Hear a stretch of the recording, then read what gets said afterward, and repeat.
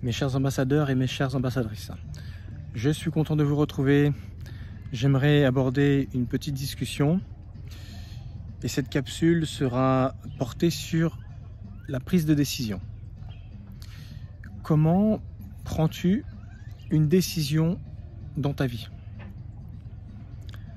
Et c'est vrai que toutes les décisions à prendre ne sont pas toutes importantes. Il y a forcément une hiérarchisation dans les décisions. Ça dépend quel domaine, quel thème, quelles circonstances, etc., etc. Et si je décide de faire cette vidéo, c'est parce que face à ces différents choix de prise de décision, on est tous différents.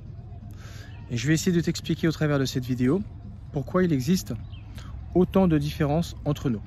En fait, cela ne tient qu'à deux choses. Mais avant de te donner les raisons qui nous poussent tout un chacun à prendre des décisions, j'aimerais tout simplement te rappeler que si jamais tu es dans une situation difficile et délicate pour laquelle tu as du mal à prendre une décision justement par rapport à ce que tu es en train de vivre, relations toxiques, perversion narcissique, manipulation, chantage affectif, etc., etc. J'ai un quiz qui va t'aider à essayer de te poser les bonnes questions pour justement te mettre en mouvement, pour justement t'aider à prendre une décision. Si jamais tu es déjà décidé, mais tu ne sais pas quelle méthode utiliser, de quelle façon tu vas t'y prendre, quels moyens tu vas utiliser, j'ai également ma masterclass 2.0 qui est là justement pour t'aider à voir comment tu pourrais t'y prendre, en tout cas avec l'offre que je te propose, qui est d'utiliser ce qu'on appelle la biosynthorésonance, la BSR, une méthode que j'éprouve depuis plus de 10 ans en cabinet de naturopathie, bioénergie et psychothérapie, qui m'a permis d'avoir d'excellents résultats sur la perversion narcissique, les relations toxiques, mais également d'autres domaines, dans d'autres thèmes. Et c'est pour cela que cette masterclass, justement, elle est là, pour t'aider à savoir si ce moyen pourrait t'aller. C'est une proposition, une offre que je te fais qui utilise, on va dire, l'accompagnement dit premium. Bientôt, je mettrai en ligne une formation premium également qui va t'aider justement à prendre des décisions importantes. Alors, justement, on va aborder maintenant le pourquoi de cette vidéo. Et le pourquoi de cette vidéo est justement basé sur le fait que tous les jours, nous prenons des décisions. Tous les jours. Tous les jours, c'est une prise de décision. Comment on va faire les choses et pourquoi on les fait de telle façon. Et tu vas te rendre compte que finalement, on est tous concernés par cette prise de décision. Mais, est-ce que cela veut dire que nous prenons des décisions qui sont sages, qui sont adaptées, qui sont, on va dire, bonnes pour nous? Eh bien, pas forcément. En tout cas, chaque prise de décision, on s'en rend compte, nécessite souvent un état d'esprit. Un état d'esprit qui va nous aider justement à prendre ces décisions importantes. Tu sais, la gestion d'une entreprise, la gestion d'un foyer, c'est-à-dire ta famille, la gestion d'un couple, la gestion de l'éducation que tu donnes à tes enfants, mais également la gestion de ta santé, la gestion également de ton budget.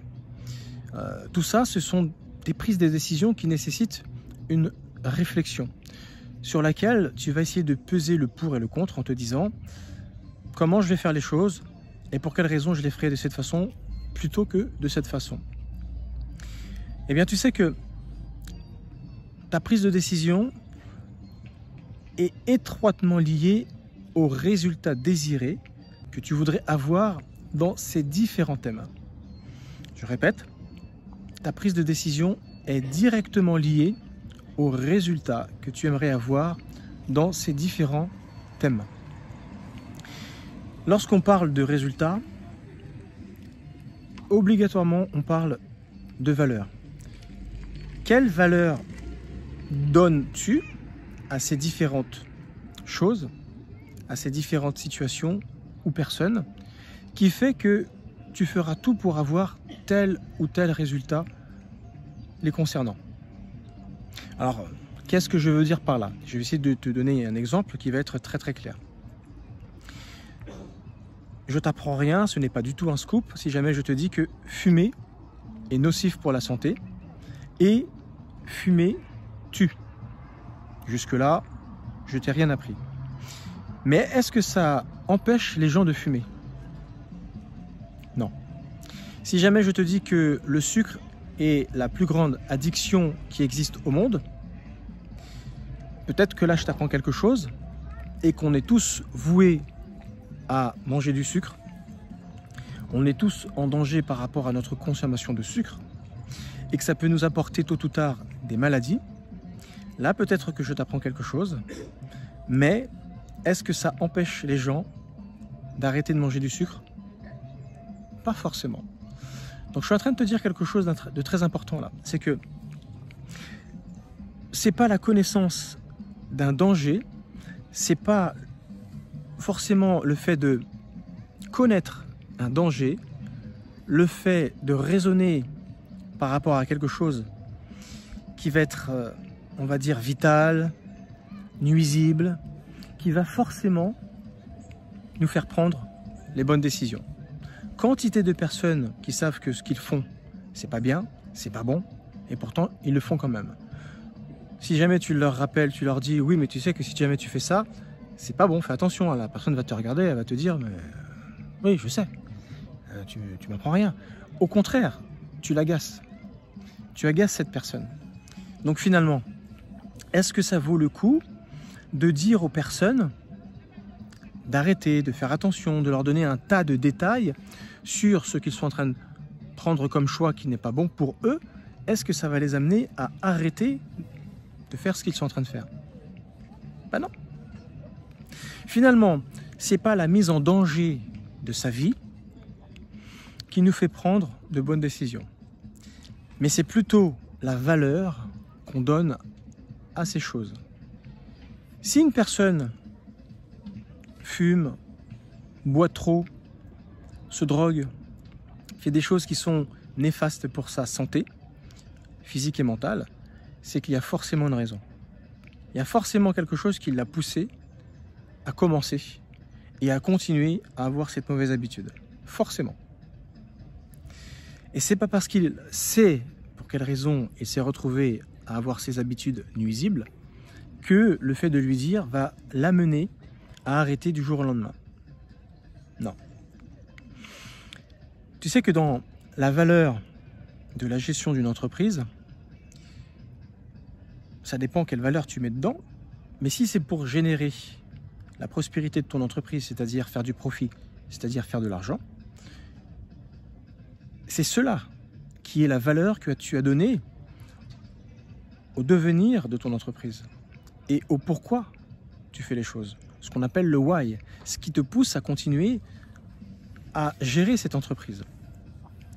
Dans la gestion de ton foyer, ta famille, quelle est la valeur que tu donnes à ton foyer, à ta famille, qui fait que ta famille a tel ou tel résultat, conséquence par rapport aux différents choix que tu y mets? Si jamais tu as de bons résultats, c'est-à-dire que ça se passe bien, que quand il y a des coups durs, tu sais quoi faire, que ta famille, j'ai envie de dire, a une valeur telle que si jamais il se passe quelque chose, tu donneras toujours priorité à ta famille pour avoir les décisions et les solutions qui feront passer ta famille en priorité pour avoir une famille équilibrée, saine, parce que pour toi, tu estimes que c'est ta famille la plus importante.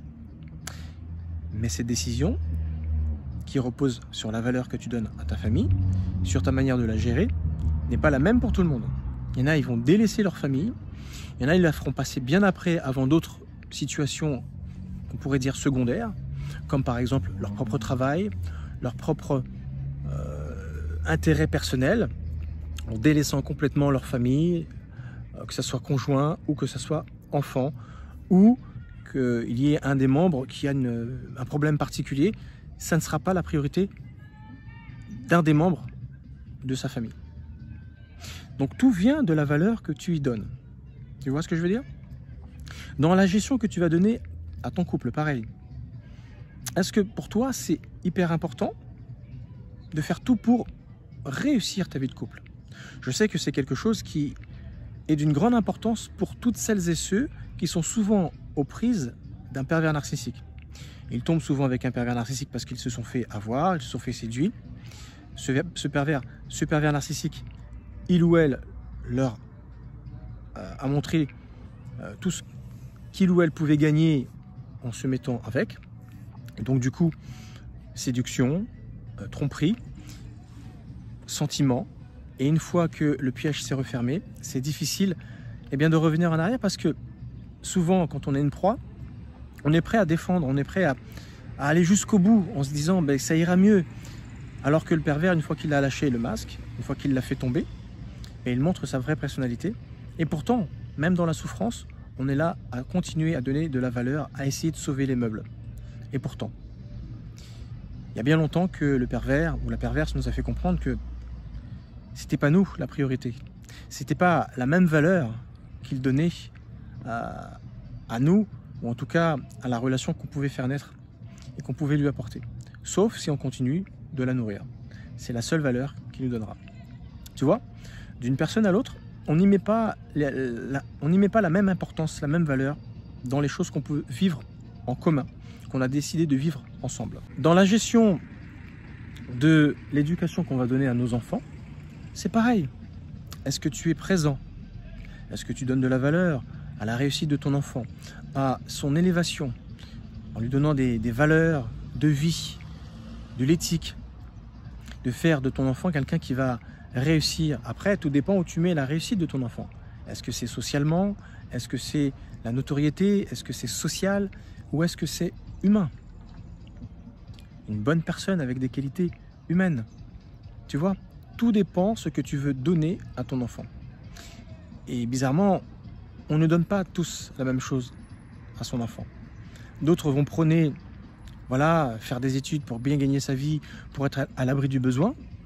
Et d'autres vont dire, ben non, c'est plutôt avoir des valeurs humaines, être une bonne personne, faire en sorte que tu puisses être une personne qui va aider les autres, tu vois, une personne qui va être gentille, qui va avoir des qualités, qui va aider d'autres personnes à s'élever, tu vois. C'est ce genre de choses. Et pourtant, d'un parent à l'autre, on ne va pas avoir le même dialogue, on ne va pas avoir les mêmes paroles qui vont nous aider à grandir. Et ce petit jeu-là, on peut le faire également dans la gestion de sa santé. Quelle valeur donnes-tu à ta santé? L'exemple que je t'ai donné tout à l'heure, c'était fumer, tu sais que c'est pas bon pour toi. Mais le fait de le savoir, est-ce que ça te fait arrêter ou ça te fait une belle jambe et que tu continues de fumer? Pareil pour l'alcool, pareil pour les narcotiques, pareil pour un tas de choses qui sont nuisibles pour la santé humaine, tout simplement. Qu'est-ce que tu es prêt, qu'est-ce que tu es prête à faire pour arrêter de faire quelque chose de nuisible, pour donner à ta santé quelque chose qui est, on va dire, salvateur, qui va te faire du bien. On pourrait faire la même chose sur la gestion de ton budget. Comment gères-tu ton argent?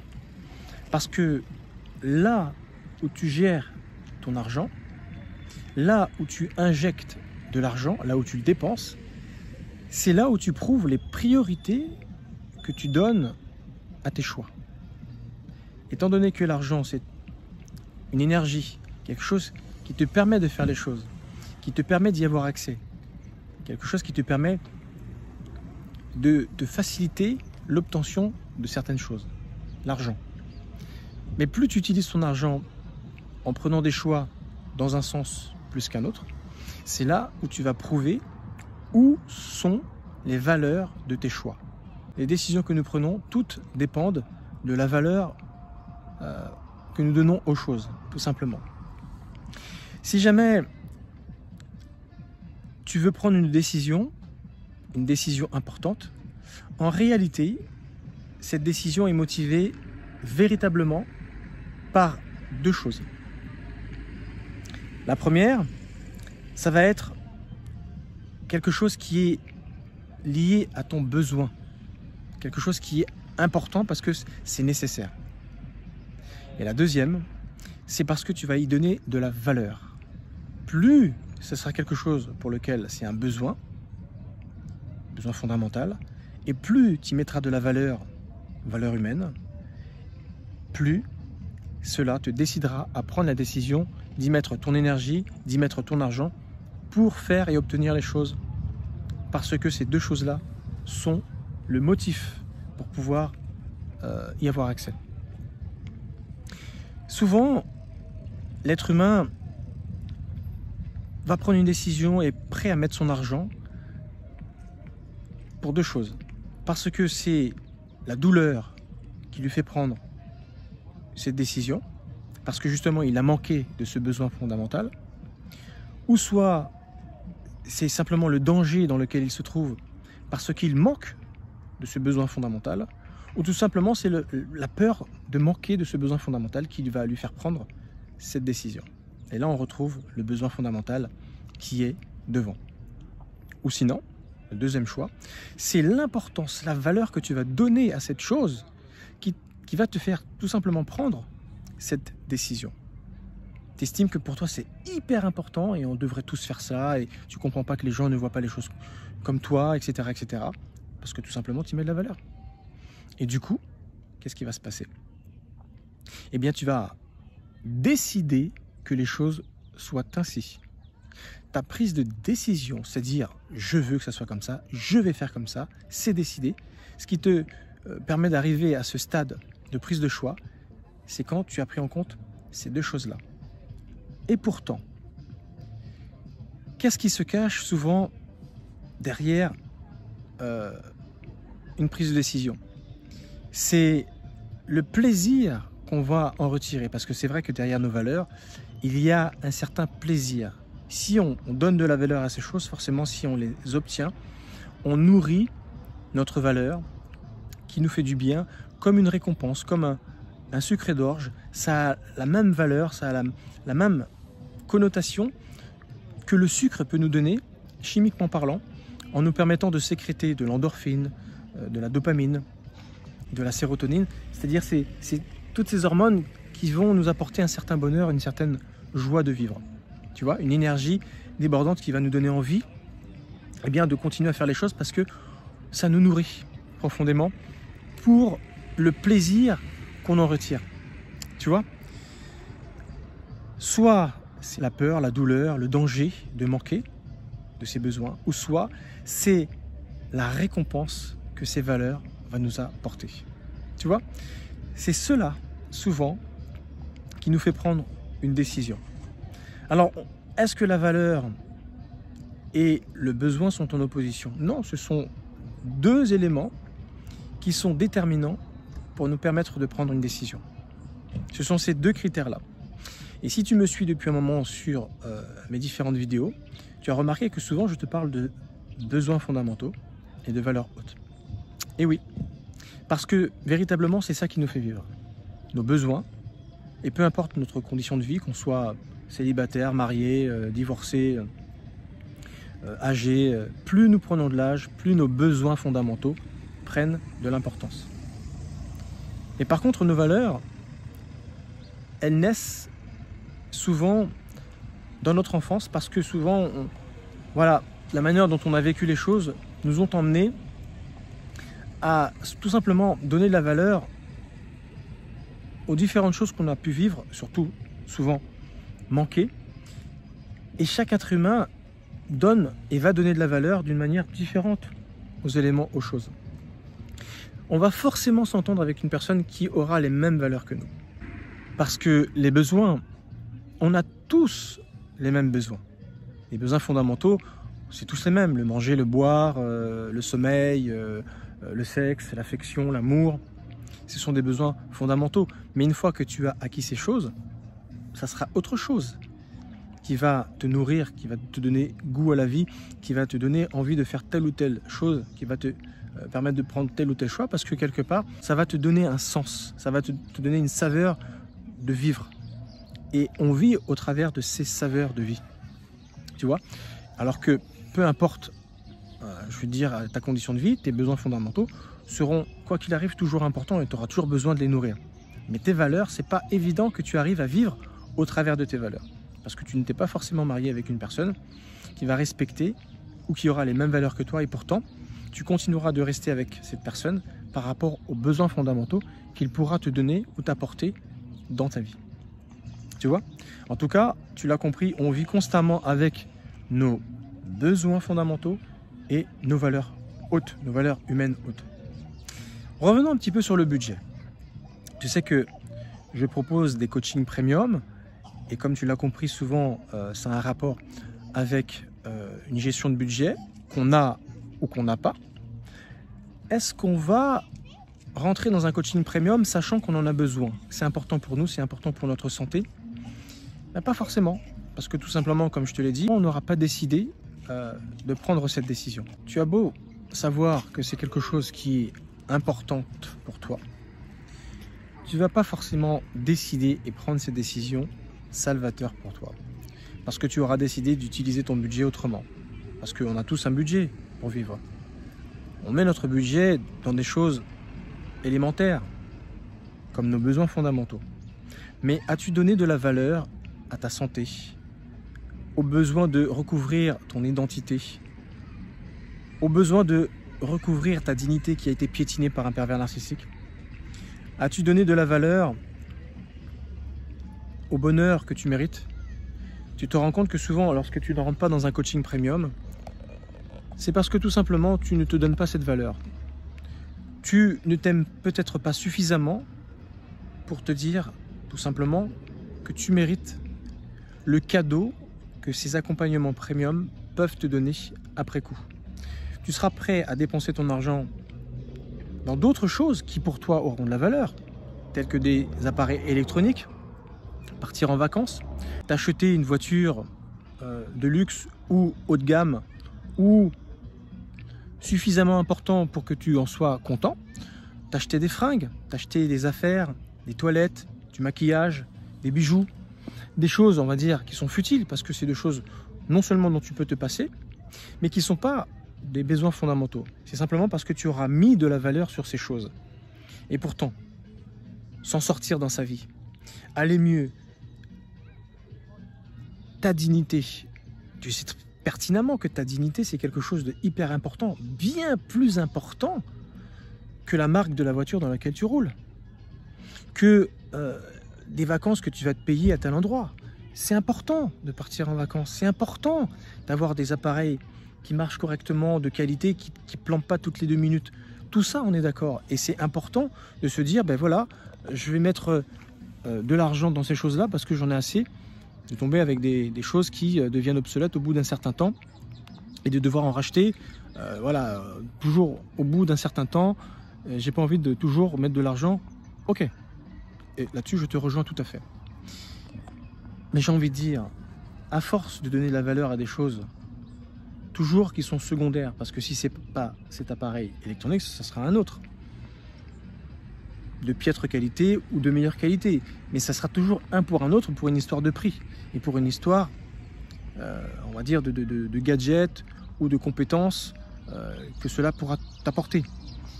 Mais ta dignité, ton identité, ce que tu es toi, ça a quand même plus de valeur. C'est dingue qu'on a tendance à donner plus de valeur souvent à l'autre, son conjoint, ses enfants, qu'à soi-même. Mais non.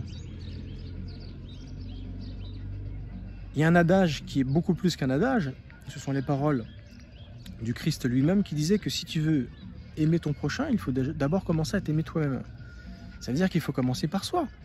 Aimer son prochain comme soi-même. Je commence par moi, donc ça veut dire qu'il faut que je commence à me donner de la confiance, de l'estime, de l'amour. D'une échelle de 1 à 10, à combien t'aimes-tu? Si tu es incapable de me dire 10 sur 10, ben, il y a un problème. Et c'est pas de la fierté ou de l'orgueil. On doit tous s'aimer. Et quand tu t'aimes, ben, tu te couvres d'attention, tu te couvres de besoins, tu te donnes de la valeur et cette valeur que tu vas te donner va te pousser à faire des choses pour toi qui vont être hyper importantes pour toi parce que elles vont t'aider à être mieux encore. Mais si tu laisses passer les mois et les années alors que tu sais que tu aurais besoin de t'en sortir, de t'affranchir, de te sortir de relations toxiques, de manipulation, de perversion narcissique, des gens qui ne te respectent pas, qui abusent de toi et font de toi une serpillière, et à être toujours là à espérer que la personne va changer, alors qu'en réalité c'est toi qui devrais changer, apporter une autre vision sur toi-même, mais c'est sûr que le budget que tu as, tu le dépenseras toujours à d'autres choses, d'autres piètres choses que toi, alors qu'en réalité j'ai envie de te dire, c'est toi qui est beaucoup plus important que ces choses-là. T'imagines tout le détour que j'ai fait pour en revenir à cela. Donc, tout ça pour te dire que la prise de décision, elle dépend tout simplement de deux choses. Elle dépend de la valeur que tu mets dessus et des besoins que tu as. Tu as peur de perdre ces besoins, d'en manquer, ta douleur d'en avoir manqué, ou le danger de trop en manquer, te pousse à gérer ton budget pour obtenir tes besoins fondamentaux. Et j'ai envie de dire que sur tes valeurs, c'est différent. Parce que tant que tu n'y mets pas la valeur sciemment, il n'y aura pas de prise de décision sciemment pensée dans ces choses. Parce qu'une fois que tu l'as décidé, oui je décide, ça serait comme ça, en fait c'était qu'une question de je prends la décision. C'est parce que souvent on ne veut pas, ou on n'est pas prêt, ou on n'a pas encore décidé. Mais une fois que tu décides, tu te dis qu'est-ce qui s'est passé entre le moment où j'avais du mal à me décider et le moment où c'est décidé. Qu'est-ce qui s'est passé entre? Parce que tu savais déjà que c'était important. Tout ça, là, le raisonnement a été fait. Et je t'ai prouvé au travers de la cigarette ou du sucre que ce n'est pas le raisonnement qui fait arrêter une personne de consommer des choses nocives. Donc tu peux raisonner pendant des années. Ce n'est pas la raison qui te fait prendre une bonne décision. Non, c'est la valeur que tu y mets. Et c'est le fait de se dire, j'ai décidé. C'est que ça. C'est quand tu te seras dit, voilà, c'est décidé, je le fais. Et j'y vais jusqu'au bout. Parce que tu te seras dit, je le mérite et il faut que j'aille jusqu'au bout. Tu te seras donné cette valeur et tu auras les actions qui se feront derrière. C'est juste ça en fait. Parce que un budget pour vivre, on en a tous un. C'est simplement qu'on n'a pas décidé de le dépenser de telle ou telle manière, surtout quand c'est une personne étrangère qui nous téléphone en nous disant « Vous êtes concerné par la perversion narcissique ?» Je parle de moi. Les gens ils disent oui, enfin non, enfin oui, et quand je creuse, si. Mais je ne l'ai pas décidé en fait. Vous êtes qui, vous, à arriver dans ma vie comme ça et me dire comment les choses devraient se passer pour moi? Je comprends pour quelles raisons les gens ne prennent pas de cette décision. Mais quand ils réfléchissent après coup, quand on se quitte au téléphone et qu'ils reprennent leur vie normale, au fond d'eux-mêmes, au fond de leur cœur, de leur esprit, ils le savent très bien. Simplement, ils n'ont pas décidé. Tu vois? C'est juste ce petit détail-là. Donc en réalité, les croyances limitantes, les fausses croyances qu'on peut avoir, qu'on va se mettre dans nos roues parce qu'on ne l'aura pas décidé de gérer son budget de telle ou telle façon, c'est parce que tout simplement on n'est pas disposé de prendre cette décision, on ne l'a pas décidé, de mettre cette priorité, cette valeur de cette façon, dans tel ou tel thème. C'est à moi de décider, je fais ce que je veux. Tu vois, c'est un petit peu ça, quoi. C'est quand je l'aurai décidé. Ouais. Et finalement, quand il l'aura décidé, qu'est-ce qui se sera passé véritablement? Son ego se sera dit, je décide, c'est moi qui décide, c'est pas quelqu'un d'autre qui le dit à ma place. Il y a ce côté retenu, l'ego, s'il est trop démesuré, l'orgueil qui nous empêche de prendre des bonnes décisions. Voilà, j'en ai terminé par rapport à qu'est-ce qui motive une prise de décision sage. Et bien souvent, c'est parce que tu l'auras décidé. Parce qu'il suffit que ça soit un besoin fondamental, tu ne réfléchis pas, tu vas faire les choses. Et la plupart des couples fonctionnent autour de ces besoins fondamentaux qu'on donne l'un à l'autre par compromission. Mais vivre par rapport à nos valeurs hautes, c'est plus difficile. Et pourtant, c'est véritablement cela qui nous nourrit, qui nous fait du bien et qui fait qu'on est heureux. Le bonheur ne s'obtient pas en nourrissant nos besoins fondamentaux. Il s'obtient en nourrissant nos valeurs hautes. N'oublie pas le quiz, n'oublie pas la masterclass et très bientôt une formation premium en ligne. Je te remercie de m'avoir écouté, je te souhaite une très bonne soirée et je te dis à la prochaine vidéo. Ciao.